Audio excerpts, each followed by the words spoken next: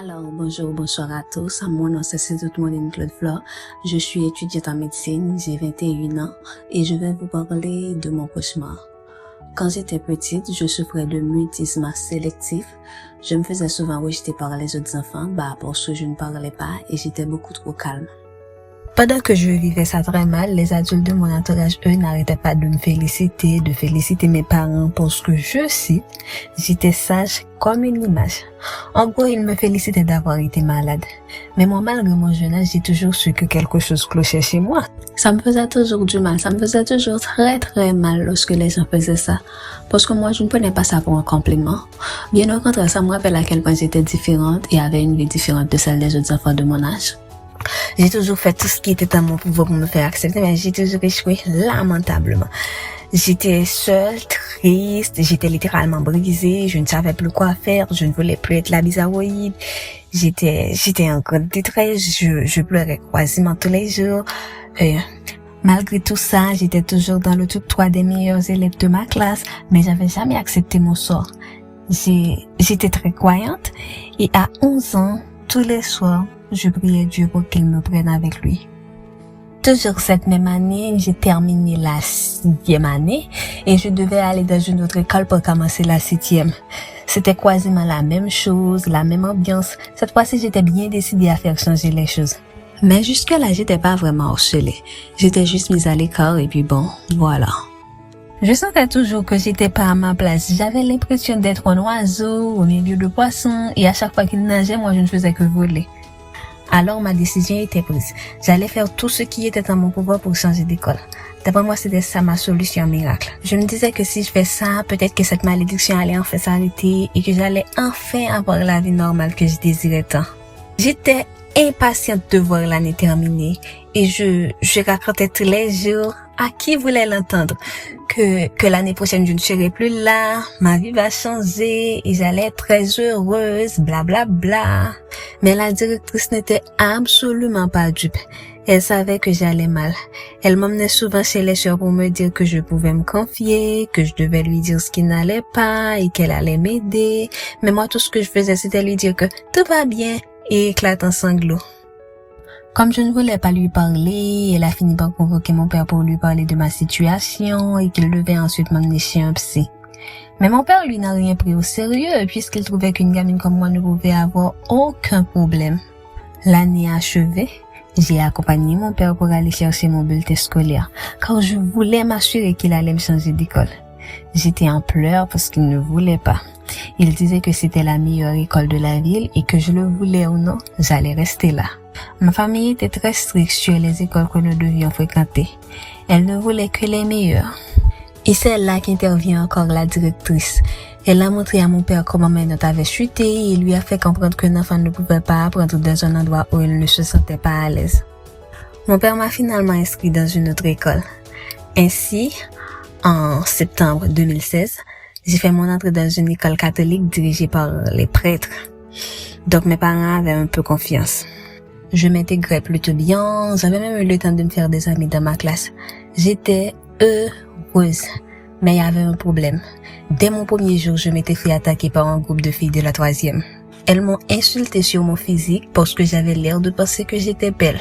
Oh, avec ma grosse bouche, je pense peut-être que je suis belle, bla bla bla, puis elles éclataient de rire. Moi, j'ai fait comme si j'avais rien entendu et j'ai continué ma route. Elles ont continué à me persécuter.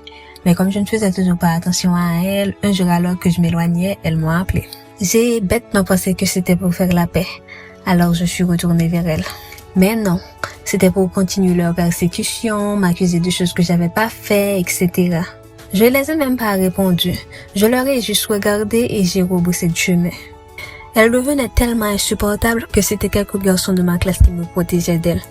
Un jour, l'un d'entre eux était même parti leur dire que j'étais nouvelle, que je leur avais rien fait, pourquoi elles s'en prenaient à moi autant, et leur réponse était, je cite, « Ouais, on va vraiment lui rendre la vie impossible parce qu'on n'aime pas sa tranche. » Au commencement, je pensais que c'était juste un bisuitage parce que j'étais nouvelle et que ça allait s'arrêter après.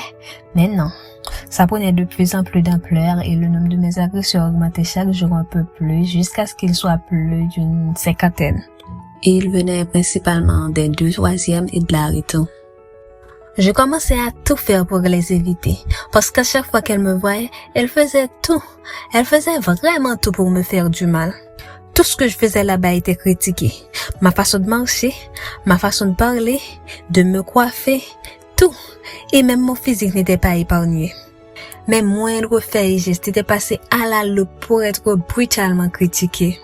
Quand elle me voyait arriver, elle avait toujours une horreur à raconter sur moi. Elle faisait exprès de les raconter à voix haute de façon à ce que je puisse les entendre. Elle me pointait du doigt, elle m'insultait, elle faisait circuler des tonnes de mauvaises rumeurs sur moi. D'ailleurs, je ne peux même pas compter le nombre de fois où j'ai été punie à cause de leurs mensonges. Quand elle me croisait surtout dans les couloirs, elle me frappait, me bousculait, me tirait mon uniforme ou mes cheveux, après elle éclatait de rire. Et les quelques garçons qui y participaient m'enchaînaient au téléphone, me touchaient sans ma permission et ont essayé de m'agresser à plusieurs reprises. Une fois, il y avait un cours de sport dans la cour. La plupart des élèves de ma classe s'étaient changés. Mais moi, non seulement je ne voulais pas me changer, mais j'avais oublié ma tenue de sport aussi. J'étais alors en uniforme et je me tenais un peu à l'écart du groupe. Et un garçon de l'écart s'est approché de moi. Sans rien dire, il a commencé à me toucher les fesses dans une cour bombée de monde. Et près de la direction en plus. J'étais là à me débattre, à crier « Arrêtez, stop !» Mais lui, il a continué jusqu'à ce qu'il en a eu marre. Et personne n'était venu à mon secours, c'était tellement normal pour eux. Et ce mec en question, c'était pas mon ami. Donc on n'était pas en train de jouer. À la fin, j'ai fait tout ce que j'ai pu pour les éviter. J'arrivais tout le temps en retard pour ne pas participer à la montée du drapeau, je ne sortais pas en récré, je ne sortais même pas pour aller faire pipi ou pour aller acheter. Juste pour avoir un peu de paix.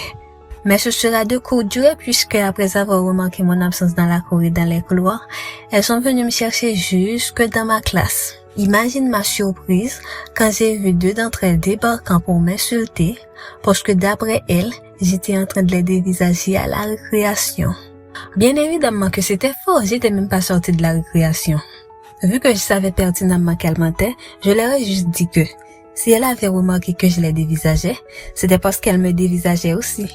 Alors quand elles s'arrêteront, je m'arrêterai aussi. C'était la première fois que je répondais à l'une de leurs provocations. Et chaque jour, elles poussaient le bouchon de plus en plus loin. Mais leur cruauté envers moi a systématiquement augmenté lorsque j'ai eu la géniale idée de sortir en freestyle. Ça ne leur a pas plu. Même quand elles étaient relâchées avant moi, elles m'attendaient devant l'école pour m'embêter. Après s'être fait harceler par des filles de la réto, j'ai trouvé leur contact sur Facebook et je leur ai laissé des messages sur Messenger. Je ne leur avais pas insulté. Je leur avais juste dit que ça ne me plaisait pas ce qu'elles faisaient et qu'elles devraient me laisser tranquille. Mais ça n'a fait qu'augmenter leur rage. Elles ont essayé de m'étendre une embuscade vu que c'était pendant un congé. Mais comme je ne sortais pas facilement, elles sont parties demander à ma meilleure amie où est-ce qu'elle pouvait me trouver. C'est à quoi ma meilleure amie a répondu qu'elle ne savait pas. Elles en avaient aussi profité pour demander à mon ami est-ce que mes parents savaient que je faisais de la musique et s'ils l'apprennent est-ce qu'ils vont se mettre en colère, nanani, nanana. Mon ami leur a menti. Et quand elles ont appris le support de mes parents et que tout était fait avec leur accord bien sûr, elles ont dit de toute façon j'ai dû coucher avec quelqu'un pour le faire. À préciser qu'à l'époque j'étais mineure et le studio d'enregistrement se trouvait chez ma tante donc à part ma famille j'avais reçu aucune aide extérieure. Donc le lundi suivant, alors que j'étais couchée sur le banc à cause de mal de tête, elles sont venues dans ma classe pour m'agresser verbalement, physiquement, pour me dire que moi et ma musique étaient nulles et que si elles étaient à ma place, elles auraient fait mieux que moi. C'était un groupe de 4 à 5 filles, toutes beaucoup plus âgées que moi. L'une d'entre elles avait même près de 10 ans de plus que moi. La plus âgée était là à me forcer à lever la tête parce que, je cite, elle parlait. J'avais pas le droit de l'ignorer. Ou plutôt devrais-je dire, elle était en train de m'insulter copieusement et moi je devais écouter attentivement. Mais vu que je n'obéissais pas, elle m'a tenu la tête, l'a cognée contre le mur et m'a donné plusieurs claques au visage. À un moment donné, c'est l'une de ses amies qui l'a arrêtée, réalisant peut-être qu'elle était en train d'aller trop loin. Et après, c'est moi que la direction avait envoyé chercher ses parents. À la direction, elles ont même fait savoir que je ne méritais pas de fréquenter leur école. Mais sur ce point, j'étais entièrement d'accord avec elles. En effet, j'étais bien trop gentille pour fréquenter la jungle. Mes parents furieux s'étaient rendus à la direction, mais aucune sanction n'a été prise contre personne. Et l'une d'entre elles a continué à m'embêter de plus belle. J'ai vécu très mal cette agression. Surtout qu'après ça, c'était le laisser aller vu que tout le monde savait maintenant qu'on s'en prenait à moi. Il risquait rien en fait.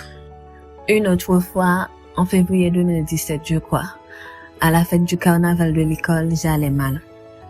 Alors 2 filles de la 3e en ont profité pour me frapper jusqu'à ce qu'elles n'en peuvent plus. J'avais des bleus au visage, sur les bras et j'en passe. Alors arrivé chez moi, quand je me suis sentie mieux, j'ai écrit l'une d'entre elles pour lui dire qu'elle n'avait pas le droit et que j'allais pas en rester là. Mais elle était avec son petit ami qui était aussi un garçon de la file de l'école. Et ensemble, ils m'ont envoyé des audios pour m'insulter copieusement. Et maintenant, je ne me faisais pas harceler uniquement à l'école. Je subissais également le cyberharcèlement. J'étais ajoutée à des groupes WhatsApp où on m'insultait moi et ma mère. Des numéros inconnus m'écrivaient pour m'insulter, me menacer. D'ailleurs, peu de temps après, je m'étais fait enlever. Et aujourd'hui, je vis avec plusieurs dents dévitalisées et des couronnes dentaires à cause de ça. C'est juste une parenthèse, hein. J'ai pas dit que c'était lié. Oui, on m'envoyait des photos, des vidéos obscènes, etc. Et je ne pouvais plus sortir de la route parce que c'était une toute petite ville. Et quand je les croisais, je subissais également l'harcèlement de rue. C'est l'une des épreuves les plus dures que j'ai eu à gérer de ma vie. J'étais devenue que l'ombre de moi-même et j'étais plutôt seule. Certains des mecs du collège qui m'aidaient à me protéger ne le faisaient plus parce que je ne voulais pas me mettre en couple ou coucher avec eux. Et après, ils ont fait circuler la rumeur comme quoi c'était moi qui leur avais fait ce genre de proposition pour qu'ils continuent de m'aider et que ce sont eux qui ont refusé. D'ailleurs, un jour, pendant l'une de mes crises à l'école, alors que j'étais à peine consciente, l'un d'entre eux voulait s'enfuir avec moi. Il voulait faire quoi avec moi? Je ne sais pas. Il y avait des mecs bien parmi eux aussi, mais ils avaient soit quitté le collège, soit ci, soit ça, j'en passe. La meilleure amie dont je vous ai parlé plus haut, elle se faisait un peu embêter. Un jour, elle avait aussi piqué une crise à l'école. Après le coup, elle aussi a quitté cette école au beau milieu de l'année. Après, il me restait quand même 2 amis proches. Mais l'une, c'était l'amie de mes harceleuses principales et l'autre, c'était non seulement leur amie, mais c'était aussi la cousine de 2 ou 3 d'entre elles. Alors, j'étais un peu livrée à moi-même dans la jungle, si on peut dire ça comme ça. Des fois, je me sentais tellement seule et vide que je me cachais dans la bibliothèque pour lire des sommes. La bibliothèque, c'était le seul endroit où j'étais plus ou moins en sécurité. Parce que premièrement, mes agresseurs ne lisaient pas et deuxièmement, mon cousin travaillait à la bibliothèque. J'avais même fini par demander de l'aide à mes parents, mais ils avaient banalisé le fait comme avait plus possible. Je crois qu'ils ne savaient pas vraiment ce que c'était l'harcèlement scolaire. Et comme beaucoup d'autres, ils avaient confondu se faire taquiner gentiment entre copains et une fille seule qui se faisait agresser, harceler, insulter, maltraiter, frapper, humilier, tacler, etc. tous les jours par plus d'une 50aine d'autres élèves. Je ne voulais plus retourner dans cet enfer, mais d'après mes parents, c'était moi qui voulais changer d'école. Je suis allée là-bas de mon plein gré, donc je devais assumer. Ne pouvant plus supporter toutes les horreurs qu'ils me faisaient subir, je suis tombée gravement malade et j'ai commencé à faire de grosses crises de nerfs à l'école, pour le plus grand bonheur de mes agresseurs. Mes parents sont venus accusant la direction d'être la responsable et la direction même faisait semblant de s'inquiéter pour moi, mais la vérité c'est qu'ils s'en fichaient complètement. D'ailleurs, un jour alors que j'allais mal, je leur ai demandé la permission de partir. J'avais plus cours, mais ils m'ont dit que je devais attendre le son de la cloche. Je leur ai dit que s'ils ne voulaient pas me laisser partir, ils pouvaient au moins prévenir mes parents. Car dans cet établissement scolaire, le port de téléphone portable était interdit aux élèves. Ils ont refusé, m'ont fait rester dans ce qu'ils appelaient l'infirmerie et m'ont juste donné un lit. C'est seulement après un bon moment que j'ai pu entendre le son de la cloche. Mais entre-temps, mon état avait empiré. J'étais brûlante de fièvre, je ne respirais plus correctement, j'arrivais plus à parler, etc. C'est à ce moment qu'ils sont venus me dire que je devais quitter les lieux parce qu'ils avaient besoin de fermer les portes pour rentrer chez eux. Mais comme dans mon état je ne pouvais pas le faire, ils m'ont sorti du lit, m'ont ensuite traîné, m'ont jeté moi et mes affaires, valises, chaussures, etc. devant la barrière comme un vulgaire chien. Après ils ont chacun pris leur voiture et sont partis en me laissant là. Les 2 gardiens m'ont vu. Ils ont cherché à m'aider et sont restés avec moi jusqu'à ce que mon père vienne me chercher. Sans compter à l'époque où j'étais nouvelle, une fois j'étais partie payer à la direction. À mon arrivée, les prêtres étaient en train de quitter la direction, mais ils m'ont quand même dit qu'ils vont pas être longs et m'ont installé dans un bureau tout au fond pour les attendre. Et c'est là que j'ai adhéré calmement venir dans ma direction. C'était mon harceleuse de la rito, celle dont je vous ai parlé plus haut, et qui avait continué à m'embêter même après la visite de mes parents à la direction. Elle était avec des amis à elle. Elle rentrait dans la direction comme si c'était leur chambre. Quand elles m'ont vu, elles m'ont demandé ce que je faisais dans ce bureau alors que les prêtres n'étaient pas là. En mode, elles pouvaient rentrer sans permission, venir faire le marché à leur guise, mais moi j'avais pas le droit d'y être, même quand c'était nécessaire. Je leur ai dit que les prêtres m'ont dit d'attendre, donc c'est ce que je fais. Et cette fille, elle m'avait déjà demandé des conseils sur des produits de beauté. Donc le fait de s'en prendre à moi n'avait aucun sens.